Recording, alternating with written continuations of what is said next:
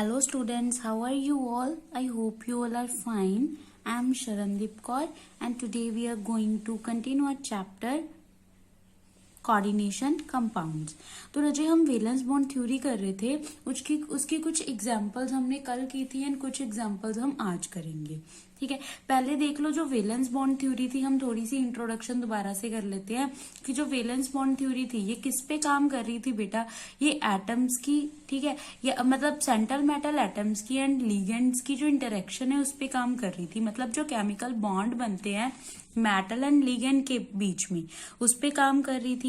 कुछ common theories थी जैसे वीबीटी, सीएफटी, एमओटी, इनमें से ये एक है। ठीक है, valence bond theory.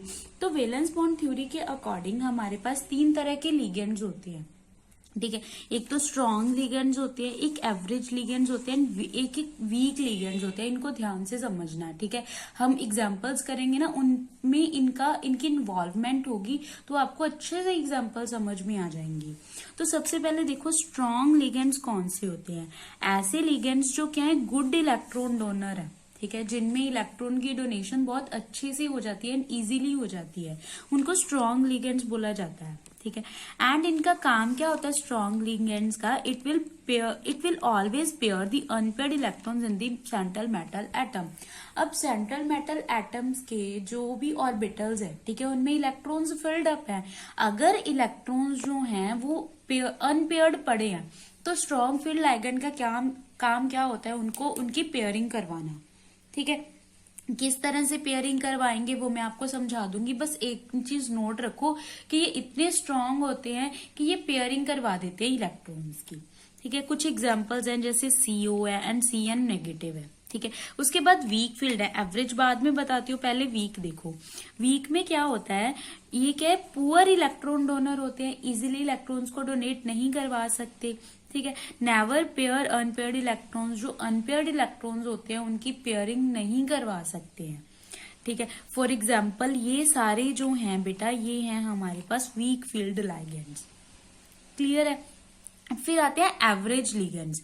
Average ligands होते हैं ऐसे जो एवरेज इलेक्ट्रॉन की डोनेशन करवा सकते हैं। मतलब ऐसा नहीं है कि बहुत इजीली करवा देंगे, ऐसा नहीं है कि बहुत ही डिफिकल्टी से, एवरेज से एनर्जी लगेगी इलेक्ट्रॉन को डोनेट करवाने के लिए। ठीक है, ये क्या है बेटा, ये दोनों की तरह काम करते हैं। It can act as weak as well as strong ligands. ये वीक की तरह भी स्ट्रॉन्ग की तरह भी एक्ट करते हैं। ये डिपेंड करता है सिचुएशंस पे। अब वो सिचुएशंस क्या होंगी ये बाद में देखेंगे।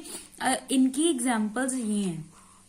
ठीक है, अब एक चीज और देख लो बेटा, अगर हमारे पास कोई तीन लाइगेंड है, ठीक है, कोई भी लाइगेंड है एंड उसमें हमारे पास कार्बन भी है, नाइट्रोजन भी एंड ऑक्सीजन भी है। क्लियर है, कोई भी लाइगेंड है जिसमें कार्बन, नाइट्रोजन एंड ऑक्सीजन हो, या फिर मान लो कार्बन एंड नाइट्रोजन है, या फिर मान लो कार्बन एंड ऑक्सीजन है। ठीक है, जैसे बेटा CN है। ठीक है, CN है हमारे पास, CN नेगेटिव, हमने स्ट्रॉन्ग फील्ड लिगेंड किया है CN नेगेटिव, है ना। इसमें क्या है, हमें पता है ये स्ट्रॉन्ग फील्ड लिगेंड है।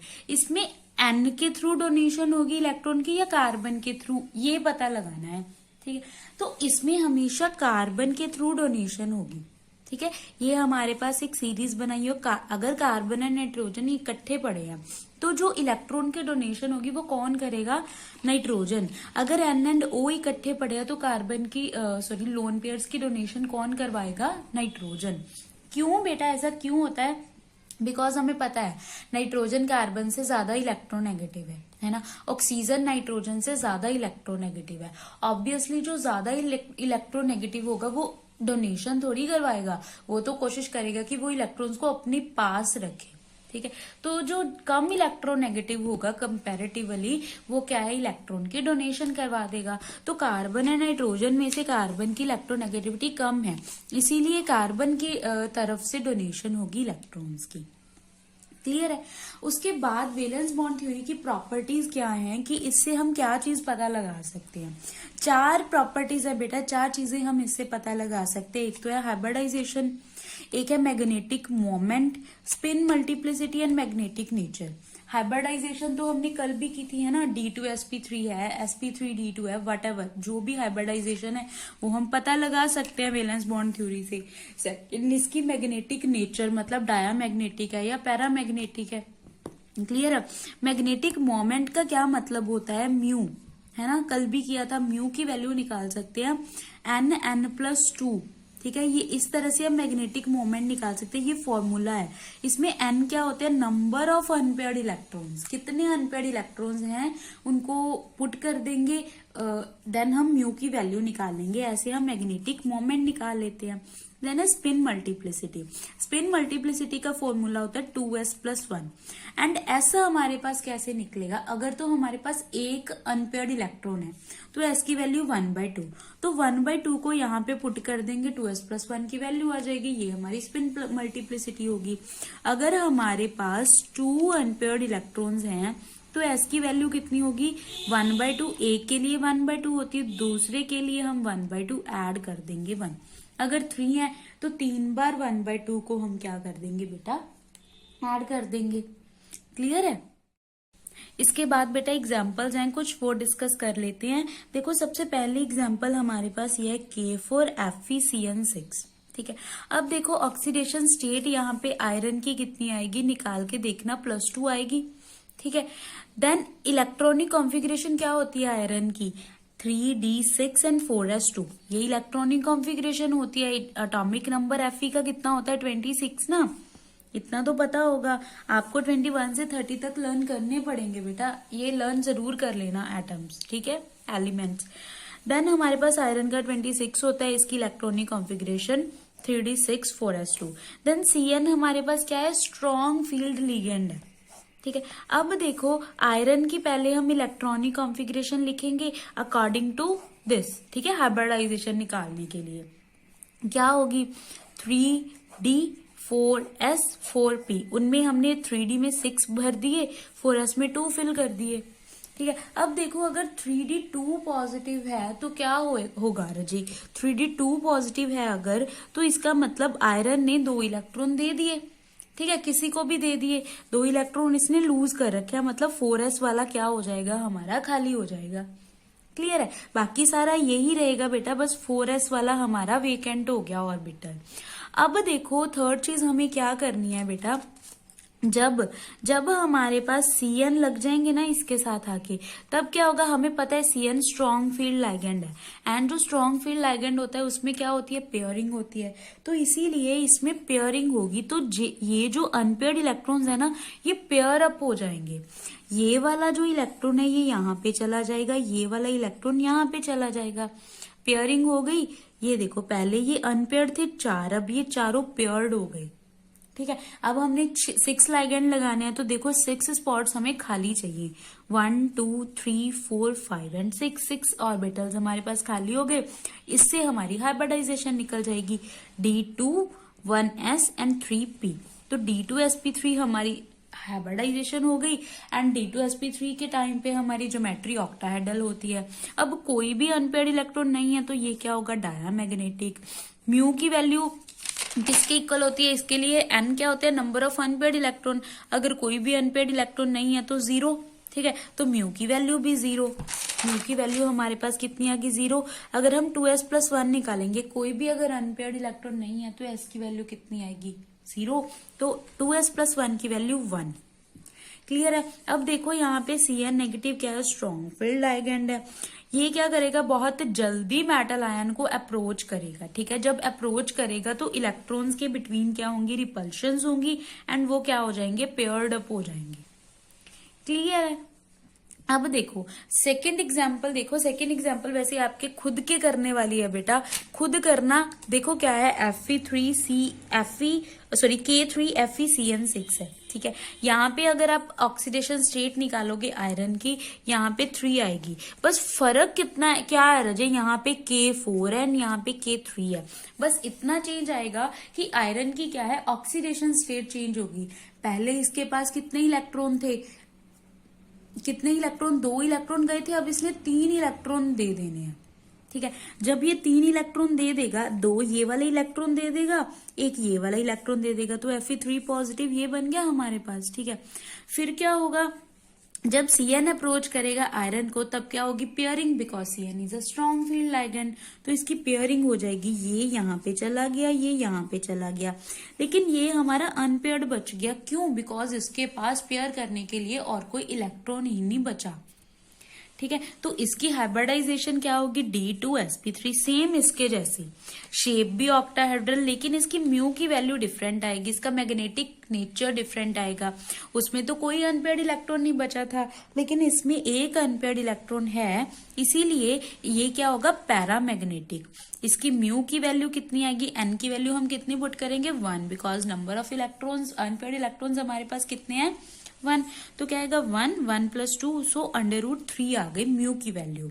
एंड 2s + 1, एस की वैल्यू कितनी पुट करेंगे हम, 1/2, बिकॉज यहाँ पे एक अनपेयर्ड इलेक्ट्रॉन बचा है। ठीक है, तो 2s + 1 की वैल्यू कितनी आ जाएगी, 2। ठीक है, स्पिन मल्टीप्लिसिटी 2 आ गई। क्लियर है? अब आपको क्या करना है बेटा, आपको 3 एग्जांपल्स और करनी है। ठीक है, एक तो है निकल CO4, एक है निकल Cl4, एक है निकल CN4। ठीक है, देखो इसके काउंटर आयन कोई भी नहीं है, इसके पास काउंटर आयन K2 है, इसके पास भी काउंटर आयन K2 है। ठीक है, तो इसमें देखना है आपने इलेक्ट्रॉनिक कॉन्फ़िगरेशन देखनी है निकल की, देन ऑक्सीडेशन स्टेट देखनी है। ठीक है, देन उसकी हाइब्रिडाइजेशन निकालनी है। क्लियर है? ये तीनों काफी इंपॉर्टेंट है बेटा, तीनों निकल के हैं, तीनों की कोऑर्डिनेशन नंबर 4 है, लेकिन इनकी ज्योमेट्री में चेंजेस आएंगे, कोई ना कोई चेंज तो तीनों में आएगा ही आएगा। पहले वाले में देखो निकल का एटॉमिक नंबर होता है 28। ठीक है, तो इसकी इलेक्ट्रॉनिक कॉन्फ़िगरेशन क्या होगी, 3d8 एंड 4s2। इसमें रजे निकल की ऑक्सीडेशन स्टेट 0 है, बिकॉज कार्बोनिल जो होता है हमारा वो क्या होता है, न्यूट्रल होता है। ठीक है, CO हमारा न्यूट्रल होता है, इसीलिए इसकी ऑक्सीडेशन स्टेट 0 आएगी, बिकॉज यहाँ पे कोई चार्ज भी नहीं है।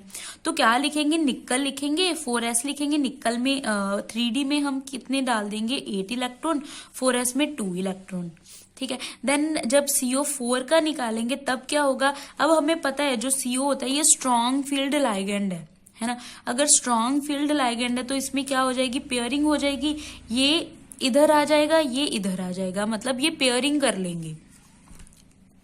क्लियर है? या फिर ये मान लो ये इधर आ गया एंड ये दोनों इलेक्ट्रॉन यहाँ पे आ गए।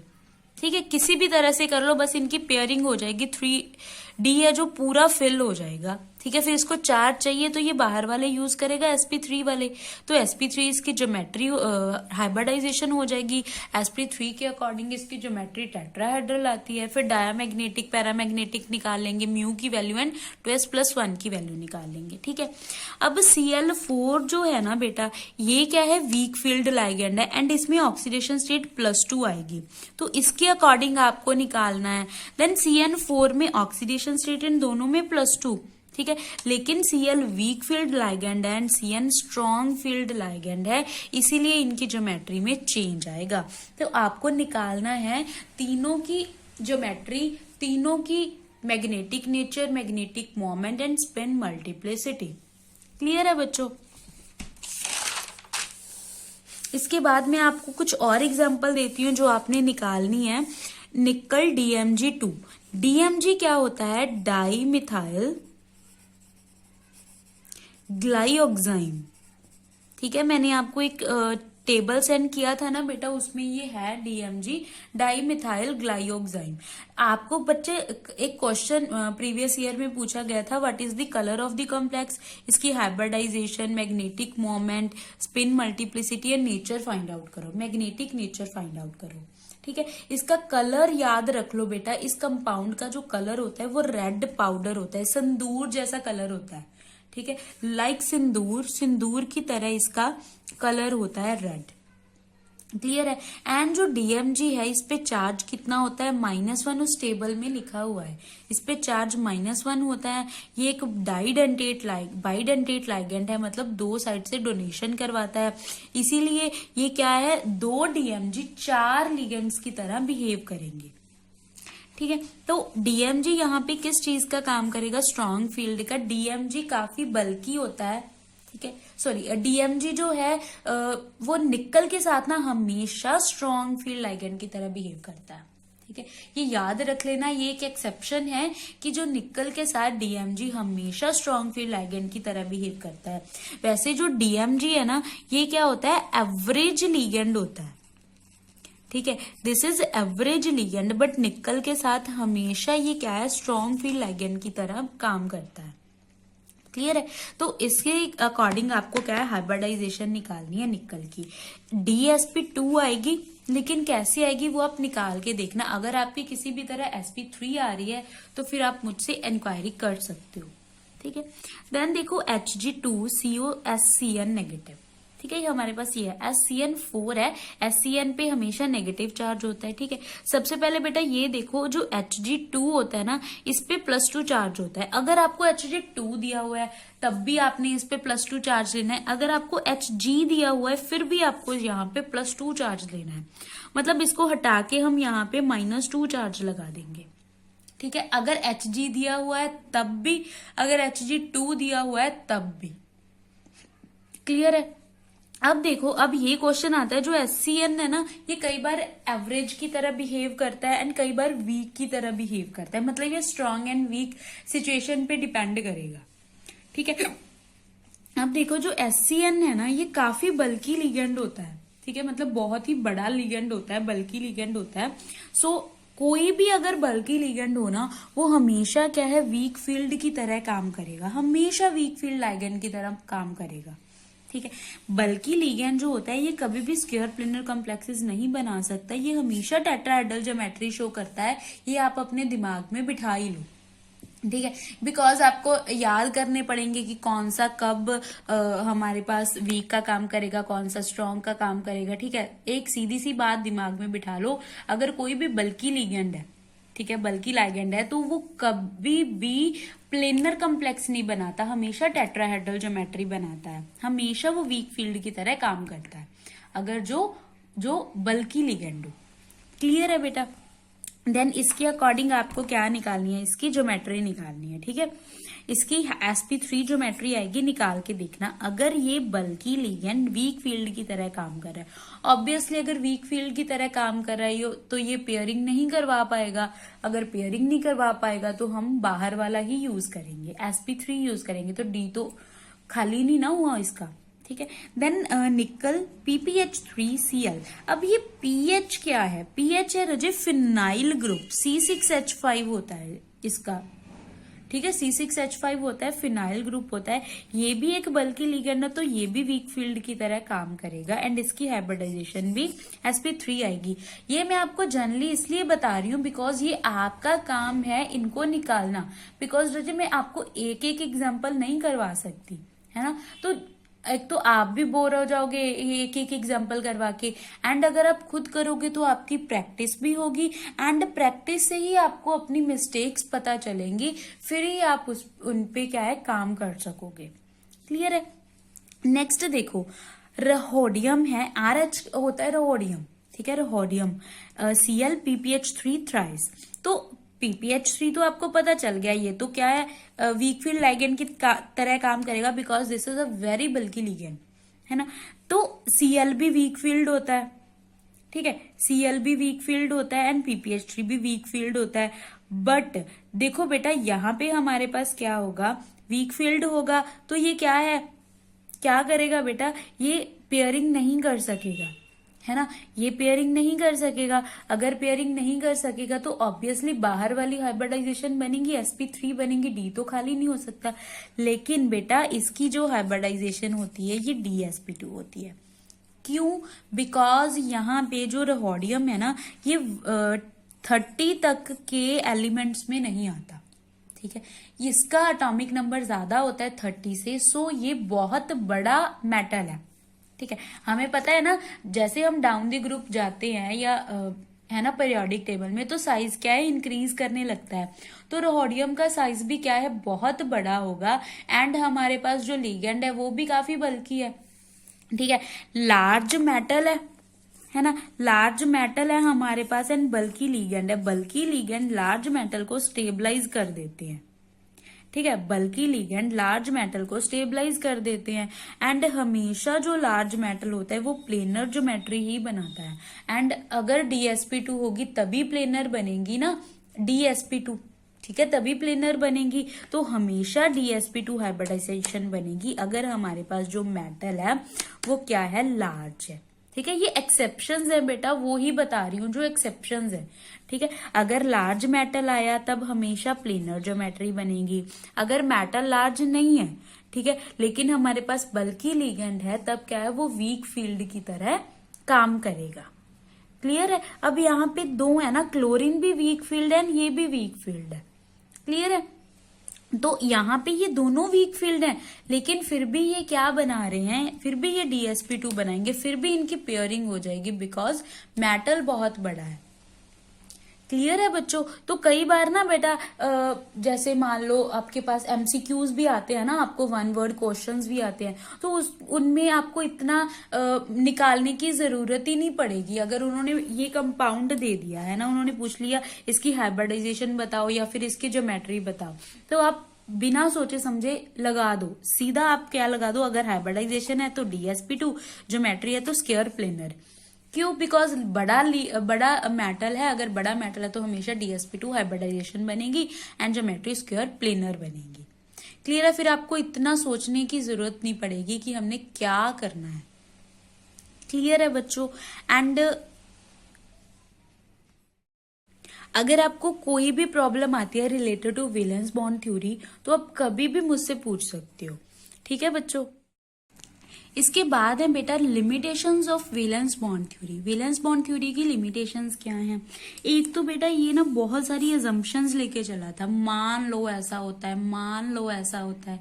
ठीक है, तो ये बहुत सारी अजम्पशंस लेके चला था। जैसे मान लिया कि अगर बल्कि ग्रुप है तो वो हमेशा किस चीज का काम करेगा, वीक फील्ड का काम करेगा। अगर लार्ज मेटल है तो वो किस चीज का काम करेगा, वो भी हमेशा प्लेनर ज्योमेट्री बनाएगा। तो ये काफी ज्यादा अजम्पशंस लेके चला था। उसकी इसने ना मतलब कोई वैलिड रीजन नहीं बताया था। ठीक है, अजम्पशंस बहुत सारी मान के चला था, इसलिए ये थ्योरी मतलब ये इसकी बहुत बड़ी लिमिटेशन होती है।